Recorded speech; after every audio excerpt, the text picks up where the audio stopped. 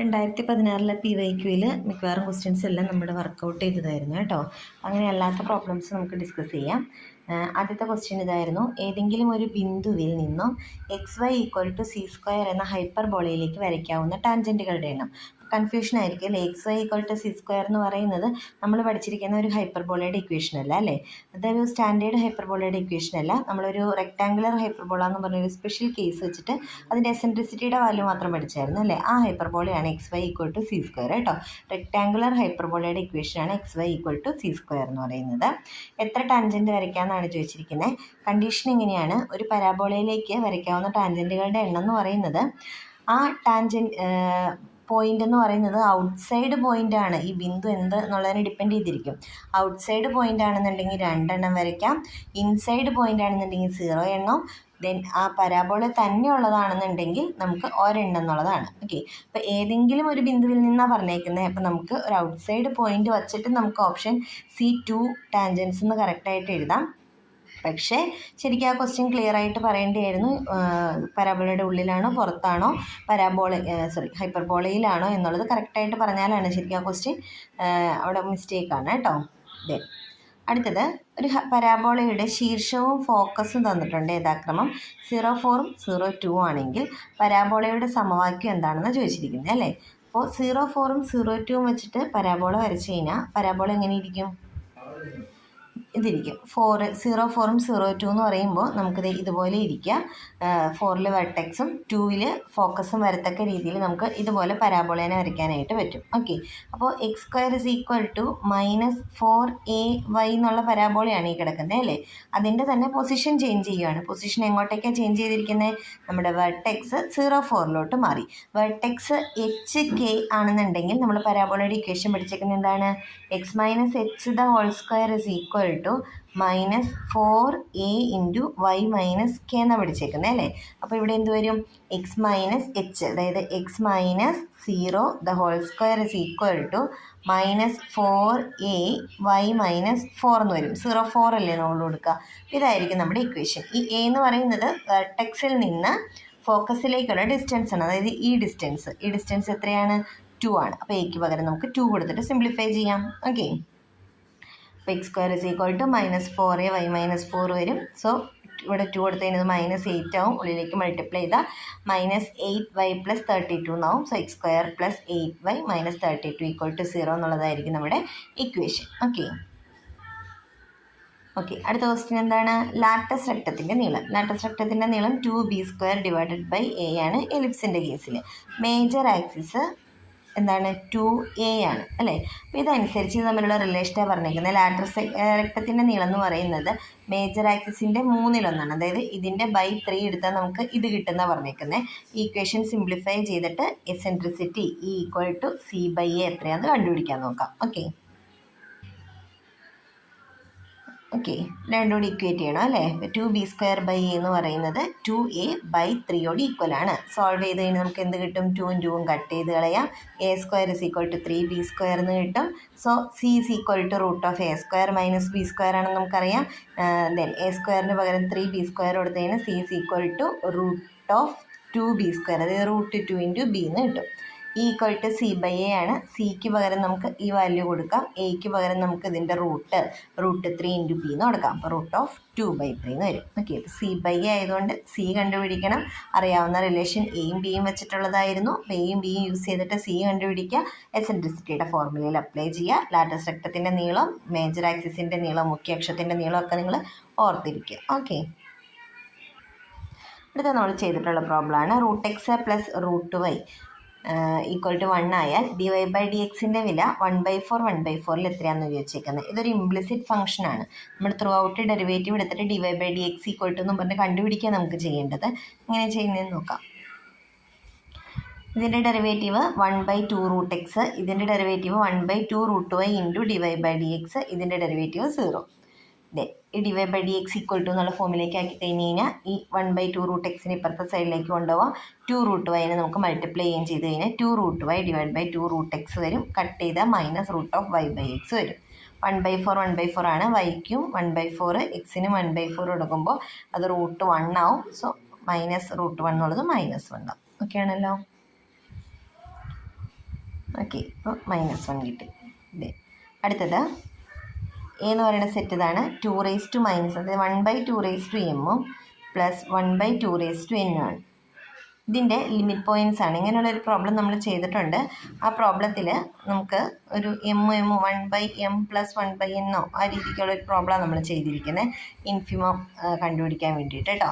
അപ്പം ഇതിൻ്റെ പ്രത്യേകത എന്ന് പറയുന്നത് ഇപ്പോൾ ഒരു 1/2m പ്ലസ് 1/2n കൊടുത്തു കഴിഞ്ഞാൽ നമുക്കറിയാം ഇൻഫിമം എന്ന് പറയുന്നത് ഏറ്റവും ചെറുതാണല്ലേ. ഇത് എന്തിനോട് ക്ലോസ്ഡ് ആയിരിക്കും? ഇതെല്ലാം ഇൻഫിനിറ്റിയിലോട്ട് പോകുമ്പോഴേക്കും ഇത് എങ്ങോട്ടേക്കാണ് പോകുന്നത്? സീറോയിലോട്ടാണ് പോകുന്നത്, 1/∞ അല്ലേ. സോ ഏറ്റവും ലീസ്റ്റ് വാല്യൂ എന്ന് പറയുന്നത് ഏതായിരിക്കും? 0 തന്നെയായിരിക്കും. സോ ഇതിൻ്റെ ഇൻഫിമം എന്തായിരിക്കും? എപ്പോഴും 0 തന്നെയായിരിക്കും. ഓക്കെ, നോക്കിയേ 1 + 1/2² + 1/3² എന്നാണ്. ഇതെന്താ അതിൻ്റെ പ്രത്യേകത എന്ന് പറയുന്നത്? സിഗ്മ 1/n² എന്ന് പറയുന്ന സീരീസ് അല്ലേ തന്നേക്കുന്നത്. 1/1² + 1/2² + 1/3² എക്സെട്ര. ഈ സീരീസ് നമുക്കറിയാം പി സീരീസ് കൺവേർജൻ്റ് ആണ്. നമുക്ക് എന്ത് പറയാം? സംരചിക്കുന്ന സീരീസ് ആണെന്ന് പറയാം. ഓക്കെ ആണല്ലോ. അടുത്ത സീരീസ് സിഗ്മ n³ + 1 / 2n + 1. അപ്പം നമുക്കറിയാവുന്ന ടെസ്റ്റ്, നമുക്കൊരു റേഷ്യോ ടെസ്റ്റ് ഒന്ന് അപ്ലൈ ചെയ്ത് നോക്കാം. ഓക്കെ, an ആയിട്ട് n³ + 1 / 2n + 1 എടുത്തു. an+1 ആയിട്ട് n+1³ + 1 / 2n + 1. ഇതിന് പകരം n+1 കൊടുത്ത് സബ്സ്റ്റിറ്റ്യൂട്ട് ചെയ്തു. an+1/an ചെയ്യാം. ഓക്കെ, സിംപ്ലിഫൈ ചെയ്യുന്നത് ശ്രദ്ധിച്ച് ചെയ്താൽ മതി, വേഗം ആൻസർ കിട്ടിക്കോളും. നമുക്ക് ഇതിൽ നിന്നൊരു n ഔട്ട് സൈഡ് എടുക്കാം. അപ്പോൾ ഈ ക്യൂബോട് കൂടി n³ ഔട്ട് സൈഡ് വരും അല്ലേ. അപ്പോൾ അവിടെ ഒരു n³ വരും.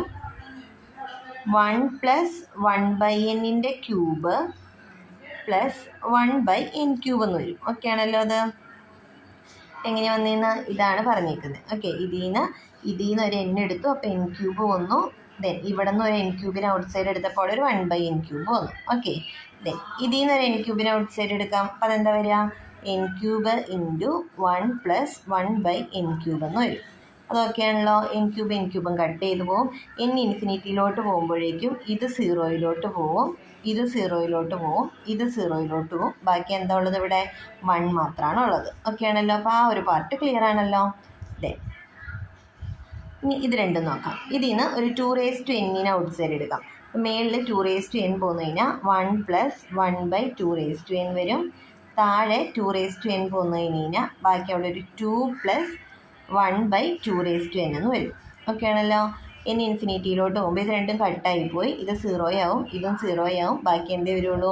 1/2 വരുള്ളൂ. ഓക്കെ, അപ്പോൾ നമുക്ക് ലിമിറ്റ് കിട്ടുന്നത് എന്തായിരിക്കും? 1/2 ആയിരിക്കും. സോ <1 ആയതുകൊണ്ട് റേഷ്യോ ടെസ്റ്റ് അനുസരിച്ചിട്ട് കൺവേർജൻ്റ് ആണ്. ഓക്കെ, ഓക്കെ ആണല്ലോ. അപ്പോൾ സംരചിക്കുന്ന സീരീസ് ആണ്.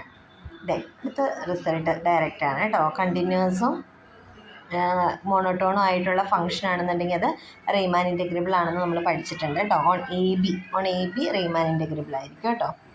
ഓക്കെ, ദെൻ അടുത്തത് നമുക്ക് ടൈപ്സ് ഓഫ് ഡിസ്കണ്ടിന്യൂറ്റി എന്നുള്ളത് നമ്മുടെ സിലബസിലില്ല. എന്നാലും നമുക്ക് 2 ടൈപ്പിൽ ഡിസ്കണ്ടിന്യൂറ്റീസ് പറയാം. എന്താണ്? ഫസ്റ്റ് ടൈപ്പും സെക്കൻഡ് ടൈപ്പും. ഓക്കെ, ഫസ്റ്റ് ടൈപ്പ് എന്ന് പറഞ്ഞു കഴിഞ്ഞാൽ ഇപ്പോൾ ഇത് ശരിക്കും കണ്ടിന്യൂസ് ആണോ നോക്കിക്കഴിഞ്ഞാൽ എന്താ മനസ്സിലാവുക? ലിമിറ്റ് x → 0 sin x/x എന്ന് പറയുന്നത് 1 ആണെന്ന് നമുക്കറിയാം. പക്ഷെ ഇവിടെ തന്നേക്കുന്നത് 0 ആണ്. സോ ഇത് f(0) ഈക്വൽ അല്ല. അങ്ങനെയല്ലേ നോക്കുക? ലിമിറ്റ് x → 0 f(0) ഈക്വൽ ആണെങ്കിലാണ് കണ്ടിന്യൂസ് വരുള്ളൂ. അപ്പോൾ ഇവിടെ ഇത് രണ്ടും ഈക്വൽ അല്ല, കാരണം ആ വാല്യൂ 0യിലുള്ള വാല്യൂ എന്ന് പറയുന്നത് 0 ആണ്. അപ്പോൾ അത് രണ്ടും ഈക്വൽ അല്ല, അതുകൊണ്ട് ഇവിടെ കണ്ടിന്യൂറ്റി ഇല്ല. ഇനി കണ്ടിന്യൂറ്റി ഇല്ല, ഇത് ഫസ്റ്റ് ടൈപ്പ് ആണോ സെക്കൻഡ് ടൈപ്പ് ആണോ എന്ന് നോക്കുന്നത്. ഇതാണ് റിസൾട്ട്. ലിമിറ്റ് x → a f(a)യോട് ഈക്വൽ അല്ലാതെ വരുന്നത് ഫസ്റ്റ് ടൈപ്പ്. ഈ ലിമിറ്റ് എക്സിസ്റ്റ് ചെയ്യുന്നില്ലാത്ത കേസിൽ നമ്മൾ സെക്കൻഡ് ടൈപ്പ് എന്ന് വരും. അപ്പോൾ നമുക്കിവിടെ എക്സിസ്റ്റ് ചെയ്യുന്നുണ്ടായിരുന്നു, അതിൻ്റെ വാല്യൂ 1 ആണ്. പക്ഷേ അത് f(0)യോട് ഈക്വൽ അല്ല, അതുകൊണ്ട് നമുക്ക് ഡിസ്കണ്ടിന്യൂറ്റി ഓഫ് ഫസ്റ്റ് ടൈപ്പാന്ന് പറയാം. ഈ ലിമിറ്റ് എക്സിസ്റ്റ് ചെയ്യുന്നില്ലാത്ത സിറ്റുവേഷനിലാണ് നമ്മൾ ഡിസ്കണ്ടിന്യൂറ്റി ഓഫ് സെക്കൻഡ് ടൈപ്പ് എന്ന് പറയാം. അപ്പോൾ ഡിസ്കണ്ടിന്യൂറ്റി ഓഫ് ഫസ്റ്റ് ടൈപ്പും സെക്കൻഡ് ടൈപ്പും ഇനി കൂടുതൽ പറയേണ്ട ആവശ്യമില്ലല്ലോ. ലിമിറ്റ് എക്സിസ്റ്റ് ചെയ്യുന്നില്ലെങ്കിൽ സെക്കൻഡ് ടൈപ്പ്, ലിമിറ്റ് എക്സിസ്റ്റ് ചെയ്യും പക്ഷേ f(a)യോട് ആ പോയിന്റിലെ വാല്യൂ ഈക്വൽ അല്ല എന്നുണ്ടെങ്കിൽ ഫസ്റ്റ് ടൈപ്പ്. ഓക്കെ, അപ്പോൾ ഇവിടെ അതാണ് വന്നിരിക്കുന്നത്, ഫസ്റ്റ് ടൈപ്പ്. അടുത്ത റീമാൻ ഇൻ്റഗ്രബിലിറ്റിയുടെ ഡയറക്റ്റ് റിസൾട്ടാണ് കേട്ടോ. ഫുൾ മോഡുലസ് <= ഇൻ്റഗ്രൽ മോഡ് എന്നുള്ളതാണ്. അപ്പോൾ ഇത് രണ്ടും സെയിം ഇതാണ് എഴുതിയിരിക്കുന്നത്. ഓക്കെ, അത് രണ്ടും എയും ബിയും കറക്റ്റാണ്. അടുത്തത് കോംപ്ലക്സ് ഇൻ്റഗ്രേഷനിൽ നിന്നുള്ള ക്വസ്റ്റ്യൻ ആണ്. സെയിം, നമുക്ക് കോംപ്ലക്സ് ഇൻ്റഗ്രേഷൻ നമ്മുടെ സിലബസിലില്ല, പക്ഷേ അതിൻ്റെ കൺസെപ്റ്റ് ഒന്ന് ജസ്റ്റ് പറഞ്ഞു തരാം. രണ്ട് കൺസെപ്റ്റുകൾ ഡിസ്കസ് ചെയ്യാൻ പോകുന്നത്. എന്താണ് റെസിഡ്യൂ എന്നുള്ളതും എങ്ങനെയാണ് കോംപ്ലക്സ് ഇൻ്റഗ്രേഷൻ കണ്ടുപിടിക്കുന്നത് എന്നുള്ള ഫോർമുലകളാണ് പറയാൻ പോകുന്നത് കേട്ടോ. ശരിക്കും എഫ് ഓഫ് ഇസഡിൻ്റെ റെസിഡ്യൂ അറ്റ് ഇസഡ് നോട്ട് എന്ന് പറയുന്നത് എഫ് ഓഫ് ഇസഡിൻ്റെ ലോറൻസ് സീരീസ് എക്സ്പാൻഷൻ എഴുതുമ്പോൾ അതിനകത്ത് 1/z മൈനസ് ഇസഡ് നോട്ടിൻ്റെ കോഎഫിഷ്യൻ്റ് എന്നാണ് എന്നുള്ളതാണ് നമ്മൾ ഉദ്ദേശിക്കുന്നത്. ഓക്കെ, അപ്പോൾ അതിൻ്റെ ഡെഫിനേഷൻ അനുസരിച്ച് നമുക്ക് റെസിഡ്യൂ കണ്ടുപിടിക്കാം. ഇവിടെ z into e raised 1/z function, z equal to 0 എന്ന് പറയുന്നതാണ് ഇവിടെ സിംഗുലാരിറ്റി അല്ലേ. സെഡിന് 0 കൊടുത്താലാണ് അവിടെ ഇറേസ്റ്റ് 1/0 ഡിനോമിനേറ്ററിൽ 0 വരുള്ളൂ. അപ്പോൾ നമ്മൾ എന്ത് ചെയ്യാം, അപ്പോൾ ഒന്ന് എക്സ്പാൻഡ് ചെയ്യാം. Z into e raise to എക്സിൻ്റെ എക്സ്പാൻഷൻ അറിയാലോ, 1 + x/1 ഫാക്ടോറിയൽ x²/2 ഫാക്ടോറിയൽ, അതാണ് 1/z കൊടുത്തു. 1 + 1/z + 1/2 ഫാക്ടോറിയൽ ഇൻറ്റു 1/zൻ്റെ സ്ക്വയർ പ്ലസ് എക്സെട്ര. ഇസഡ് ഉള്ളിലേക്ക് മൾട്ടിപ്ലൈ ചെയ്താൽ ഇസഡ് പ്ലസ് ഇവിടെ 1 ഇവിടെ 1/z 2 ഫാക്ടോറിയൽ നമുക്ക്. സോ ഇസഡ് ഈക്വൽ ടു 0യിലെ റെസിഡ്യൂ എന്ന് പറയുന്നത് 1/zൻ്റെ കോഎഫിഷ്യൻ്റ് ആയിരിക്കും. ഇവിടെ 1/zൻ്റെ കോഎഫിഷ്യൻ്റ് 1/2 ഫാക്ടോറിയൽ, അതായത് 1/2 ആയിരിക്കും. ഓക്കെ, അപ്പോൾ എന്താണ് റെസിഡ്യൂ? ഇതാണ് ആക്ച്വൽ ഡെഫിനേഷൻ റെസിഡ്യൂൻ്റെ. ഓക്കെ, ഇസഡ് നോട്ട് എന്ന് പറയുന്നത് റിമൂവബിൾ സിംഗുലാരിറ്റി ആണെന്നുണ്ടെങ്കിൽ അതിൻ്റെ റെസിഡ്യൂ എന്ന് പറയുന്നത് 0 ആയിരിക്കും. Okay, pole of order M ആണെങ്കിൽ റെസിഡ്യൂ കണ്ടുപിടിക്കാനുള്ള ഫോർമുലയാണ് limit Z tends to Z naught 1/m-1 factorial d/dz m-1th derivative Z minus Z naught raise to എമ്മിൻ്റെ എഫ് ഓഫ് ഇസഡ്. സിമ്പിളാണ്, ഫോർമുല ഇത്രയും വലിയതായിട്ട് തോന്നുന്നേ ഉള്ളൂ. അപ്പോൾ നമുക്കൊരു function sine Z by Z -1 whole square തോന്നുന്നു വിചാരിച്ചോ. ഇവിടെ ഇസഡിന് 1 കൊടുത്താലാണ് പ്രശ്നം അല്ലേ. സോ ഇസഡ് ഈക്വൽ ടു 1 ആണ് നമ്മുടെ സിംഗുലാരിറ്റി. ഡിനോമിനേറ്ററിൻ്റെ 0 ആയതുകൊണ്ട് അത് പോളായിരിക്കും. ഓർഡർ എങ്ങനെ കണ്ടുപിടിക്കുക? ഇതിൻ്റെ ഡെറിവേറ്റീവ് നോക്കണം. ഇതിൻ്റെ ഫസ്റ്റ് ഡെറിവേറ്റീവ് 2z - 1, ഇസഡിന് 1 കൊടുത്താൽ അതും 0 ആണ്. സെക്കൻഡ് ഡെറിവേറ്റീവ് എന്താണ്? 2z അല്ല 2 അല്ലേ.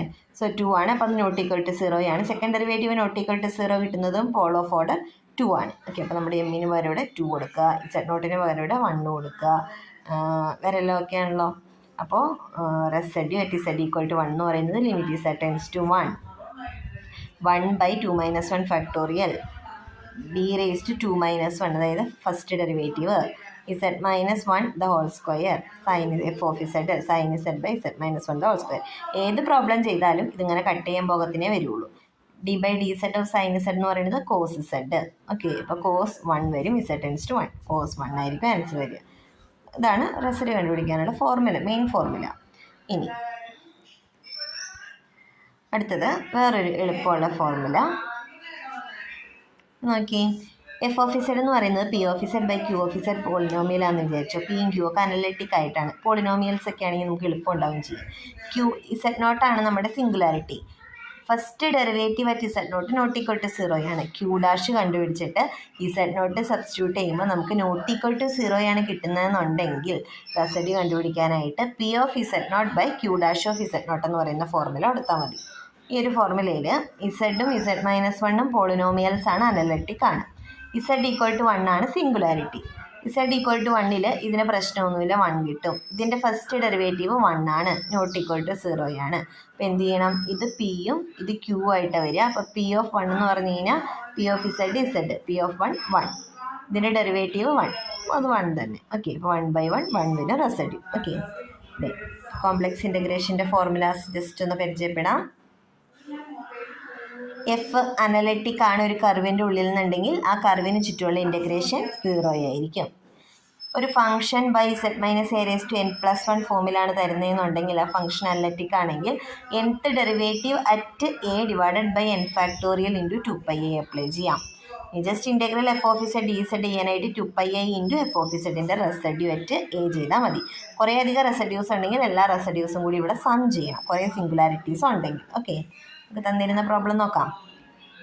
ഇതാണ് നമുക്ക് തന്നിരുന്ന പ്രോബ്ലം. 2z + 1/z² + z. തന്നിരുന്ന curve mod z equal to 1/4 ആണ്, അതായത് 1/4 റേഡിയസ് ഉള്ള ഒരു സർക്കിളാണ്.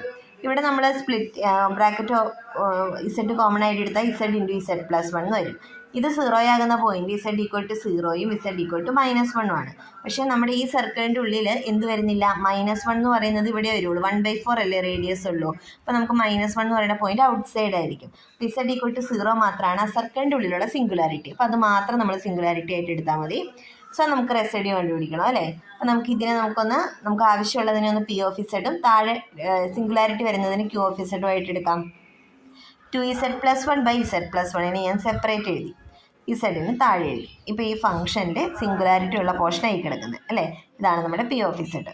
Okay, then P of 0 z=0 ആണല്ലോ സിംഗുലാരിറ്റി. ഇവിടെ 0 കൊടുത്താൽ ഇതും പോവും 1 ആവും, കുഴപ്പമൊന്നുമില്ല. അപ്പോൾ അത് അപ്ലൈ ചെയ്യാം. Q'(0) ഇതിൻ്റെ ഡെറിവേറ്റീവ് 1 ആണ്. സോ 0 കൊടുത്താലും 1 തന്നെയാണ്. സോ ആൻസർ എത്ര വരും? റെസിഡ്യൂ തെറ്റിപ്പോയല്ലേ. 2z+1 സെഡിന് 0 കൊടുത്ത ഇവിടെ 0 ആയിരുന്നു. സോ 1 ആയിരുന്നു വരിക കേട്ടോ. അപ്പോൾ ഇവിടെ പി ഓഫ് 0 1 വരിക, Q'(0)യും 1, ഇവിടെ 1 ആണ് വരിക. കറക്റ്റ് ചെയ്യണം കേട്ടോ. സോ റെസിഡ്യൂ 1 ആയതുകൊണ്ട് ആൻസർ 2πi തന്നെ വരും കേട്ടോ. 2πi ഇൻറ്റു റെസിഡ്യൂ എന്നുള്ള ഫോർമുല നമുക്ക് അപ്ലൈ ചെയ്യാം. 2πi into 1. ഓക്കെ, കറക്റ്റ് ചെയ്യണേ. അപ്പോൾ അത് 2πi ആൻസർ വരും. ഓക്കെ, അടുത്തത് നോക്കി, ഈ ഒരു നമ്പർ അല്ലേ, നമ്മൾ √i ചെയ്തിട്ടുണ്ട്. √i എങ്ങനെ ചെയ്തേ? i എന്ന് പറയുന്നതിനെ നമുക്ക് എങ്ങനെ എഴുതാം? cos π/2 + i sin π/2 എന്ന് എഴുതാം. i ഒക്കെ നമുക്ക് വേഗം എഴുതാവുന്നതാണ് അല്ലേ. പ്രത്യേകിച്ച് പോളാർ ഫോം ഒന്നും ആലോചിച്ചുകൊണ്ടൊന്നും ഇരിക്കേണ്ട കാര്യമില്ല. കാരണം ഇത് 0യും ഇത് 1 ആണ്. അപ്പോൾ അത് i വന്നോളൂ. അപ്പോൾ e⁻i π/2 എന്നൊക്കെ പറഞ്ഞിട്ട് എഴുതാം. ഏത് രീതിക്ക് വേണേലും എടുക്കാം. ഓക്കെ, √2 ഇൻറ്റു √i എന്ന് പറയുന്നത്. അപ്പോൾ ഇവിടെ റൂട്ട് ഇട്ട് കഴിഞ്ഞാൽ എന്താ സംഭവിക്കുക? നമുക്ക് ഇതിന് ഒരു റൂട്ട് വരും അല്ലേ, അത് ⁻1/2 വരും. അപ്പോൾ നമ്മൾ എന്താ പറയുക? ഇവിടെ 1/4 വരും. അപ്പോൾ cos π/4 + i sin π/4 എന്ന് വരും. ഓക്കെ ആണല്ലോ. ദെൻ ഒരു √2 ഉണ്ട്. ഇതിൻ്റെ വാല്യൂ cos π/4 1/√ഉം sin π/4 1/√ഉം എന്നൊക്കെ അറിയാം. നമുക്കൊന്ന് സിംപ്ലിഫൈ ചെയ്താൽ മതി. നോക്കാം. അപ്പോൾ √2 ഇൻറ്റു √i. √iക്ക് ഇപ്പോൾ പറഞ്ഞതുപോലെ നമുക്ക് e⁻i π/4 എഴുതാം. അപ്പോൾ √2 ഇൻറ്റു e⁻i π/4 എന്ന് വരും. മൈനസ് ആകുമ്പോൾ എന്താ സംഭവിക്കുക? √-1 ഞാൻ i എന്ന് എഴുതി, വേറെ ഒന്നിനും ഒരു ചേഞ്ച് ഇല്ല, ഈ സെയിം തന്നെ എഴുതി. √2i. ഇനി നമുക്ക് അവർ പറഞ്ഞ പോലെ ഇത് രണ്ടും കൂടി മൈനസ് ചെയ്യുക അല്ലേ. ഇത് രണ്ടും കൂടി മൈനസ് ചെയ്യുക. √2 ഒക്കെ കോമൺ ആണ്, അതിനൊക്കെ വേണമെങ്കിൽ ഒന്ന് എടുത്ത് മാറ്റാം. ബാക്കി ഇവിടെ e⁻i π/4 ഉണ്ട്. അപ്പോൾ അതിനെ നമുക്ക് cos π/4 + i sin π/4, പിന്നെയോ √2 അവിടെ കിടക്കട്ടെ. ഇപ്പുറത്ത് ഒരു i ഉണ്ട് അല്ലേ. അപ്പം -i cos π/4 then -i² sin π/4 എന്ന് വരും. ഓക്കെ, ക്ലിയർ ആണല്ലോ. കട്ട് ചെയ്യേണ്ടതെല്ലാം കട്ട് ചെയ്ത് കളയുക.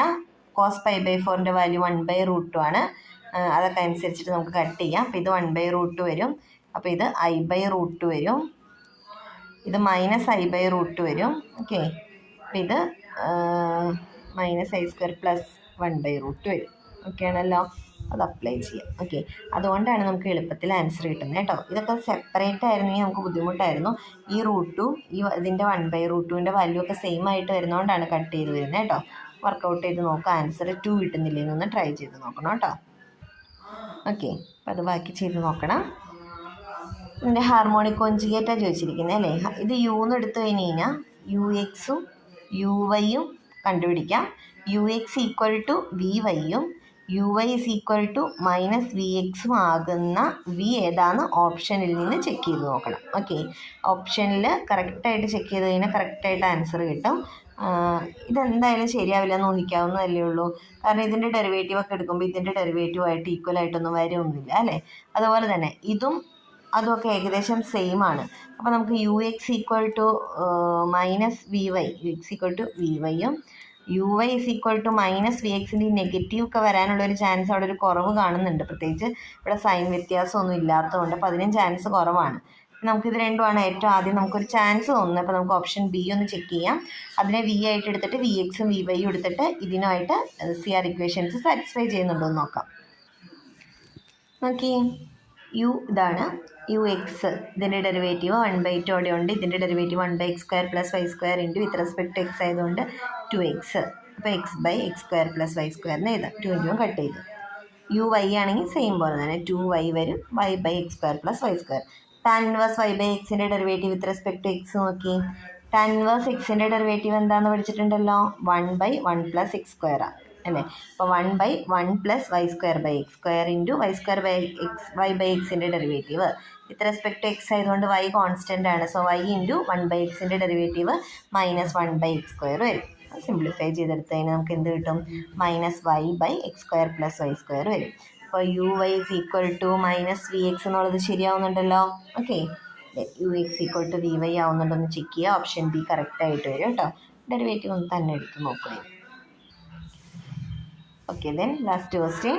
mod z-1 plus mod z+1 = 4 നമ്മൾ പഠിച്ചിട്ടുണ്ട്. എലിപ്സാണ്. എലിപ്സിൻ്റെ 2 ഫോക്കസുകളാണ് 1ഉം -1ഉം ഫോക്കസ് ആയിട്ടുള്ള എലിപ്സാണ്. അപ്പോൾ >= 4 എന്ന് പറഞ്ഞാൽ എന്തായിരിക്കും? ഈ എലിപ്സാണ് നമുക്ക് കിട്ടിയേക്കുന്നത്. >= 4 എന്ന് പറഞ്ഞു കഴിഞ്ഞാൽ അതിൻ്റെ ഉള്ളിലുള്ള പോർഷനും കൂടി വരും. ഓക്കെ, അപ്പോൾ എലിപ്സിൻ്റെ ഉൾഭാഗം മാത്രമല്ല, പരിധി അടക്കമുള്ള ഉൾഭാഗമായിരിക്കും റീജിയൻ വരിക. നമ്മൾ പഠിച്ചിട്ടുള്ളതാണ് അല്ലേ? mod z-a plus mod z-b = ഒരു കോൺസ്റ്റൻറ്റ് എന്നുള്ള രീതിക്ക് പഠിക്കാം. ഓക്കെ, എലിപ്സിൻ്റെ ഇക്വേഷൻ. ഓക്കെ, ബാക്കിയുള്ള പ്രോബ്ലംസ് നമ്മൾ ഡിസ്കസ് ചെയ്തായിരുന്നു. എന്തെങ്കിലും ഡൗട്ട് ഉണ്ടെങ്കിൽ ചോദിച്ചാൽ മതി കേട്ടോ. ഓക്കെ.